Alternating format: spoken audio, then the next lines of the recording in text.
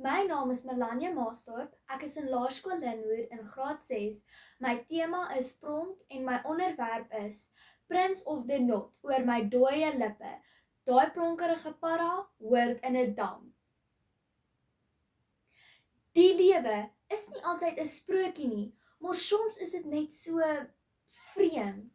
Geagte voorsitter, dames en here, daar was op 'n tyd 'n prinses en 'n para en 'n soen en baie swak lewensbesluite. Eintlik is dit 'n vreemde storie, want kom ons wees eerlik.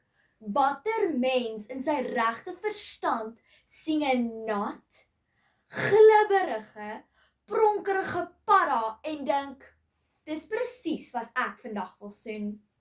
Nee wat, ek het al gehoor van mense met slegte smake, maar hierdie een vat die parakoek.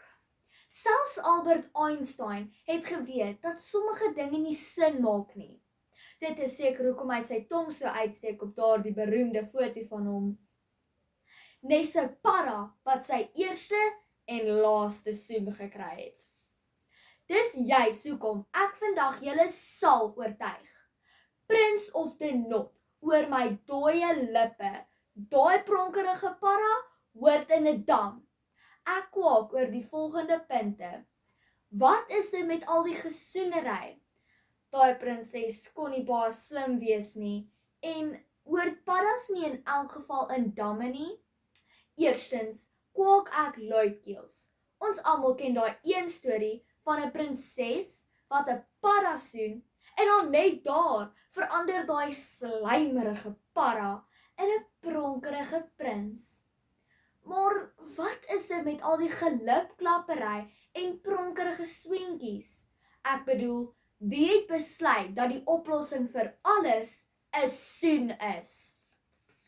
Ek lees toe vraggies in die Psychology Today van 20 April 2023, sê Dr. Kevin Bennett in sy artikel Lessons from Research on Kissing, dat soene glo allerhande goeie dinge doen. Dit verlaag stres, kan jou beter laat voel, kan jou immuunstelsel 'n hupstoot gee en is 'n goeie manier om dinge te kommunikeer. Dis seker so, maar beslis nie wanneer dit kom met parasoenery. Sies man, wie het met hierdie waaglike idee vorendag gekom? Ek self het 'n ernstige waging vir paras. Daar is nie 'n manier dat ek een soen nie. Al lyk hy soos 'n pompeuze Prins William op 'n baie goeie haardag. Maar as ek iets moet soen om dit beter te maak, soen ek eerder sjokolade. Nie 'n amfibiese gedroggie nie. Ew. Ek beweeg aan met 'n groot plons. Kom ons kyk bietjie ernstig na die prinses. Sy sien 'n fonkelende blink para en besluit om hom te soen. Ek weet nie van julle nie, maar dit klink nie na die slimste idee nie. En wat van as daai para nou nie 'n prinses nie, maar net 'n gewone, koue, bloedige kwaker? Dan het sy sommer net 'n slymerige para gesoen. Vir niks. Ek dink die prinses moet dalk 'n bietjie meer navorsing doen, voordat sy sommer so ewe arrogant rondloop en paras soen.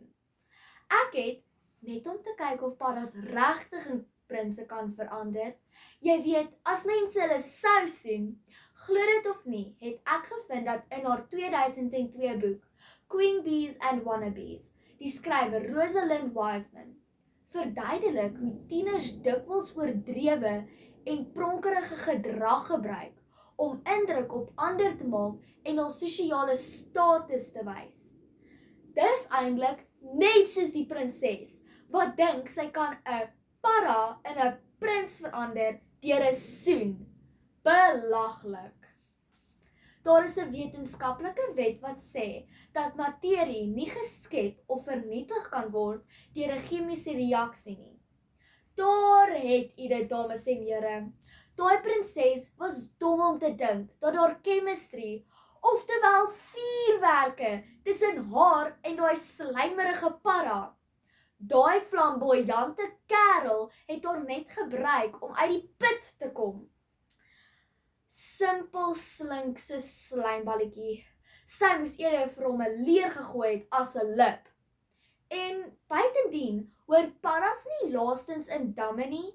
Wat maak jy dink dan in 'n put? O, en hulle hoort beslis nie in 'n paleis nie.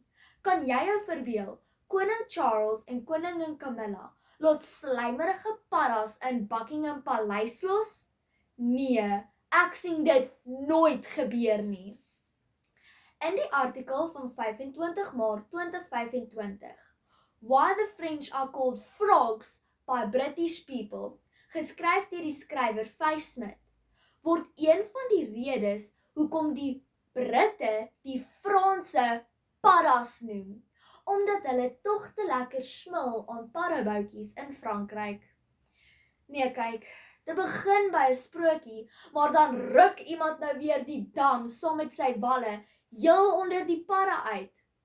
As ou Camilla die hele Buckingham Paleis vol hoppende paddas maak, kry hulle nooit weer die Franse daaruit nie.